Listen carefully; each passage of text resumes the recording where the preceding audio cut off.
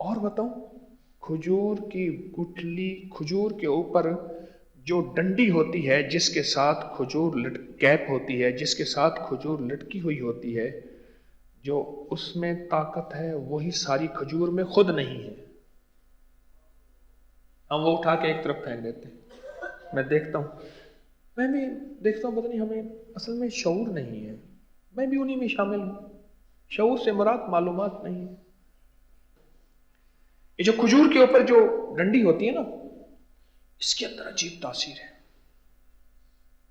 آپ کبھی تجرباتی طور پہ کہہ رہا ہوں، اس ڈنڈی کو کبھی چبا کے دیکھیں اکیلی، اس کا ایک انوکھا ذائقہ ہے اور ایک منفرد ذائقہ ہے اس کا۔ مجھے ایک صاحب نے ایک بہت خوبصورت کیپسول لا کے دیے باہرلے ملک کے۔